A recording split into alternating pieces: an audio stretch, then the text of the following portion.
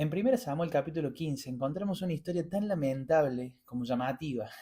El rey Saúl recibe una orden clara de parte de Dios, destruir completamente al ejército amalecita. Sin embargo, obedece a medias, porque perdona la vida de su rey y guarda lo mejor del ganado, de las ovejas, los becerros gordos, como dice el versículo 9.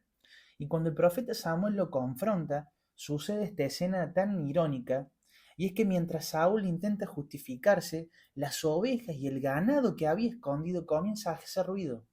Aquello que él quiso esconder termina delatándolo. Y acá hay una verdad espiritual muy profunda.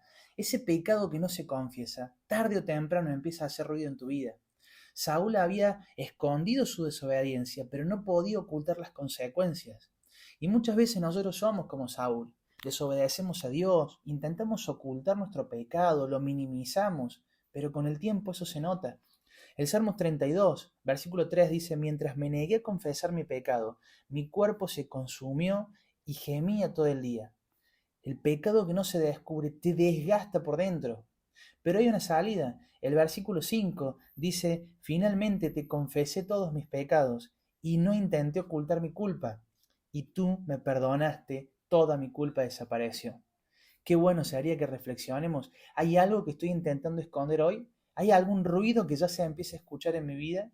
La invitación no es a tener miedo, a esconderse de Dios, sino volver a Él, volver al Señor.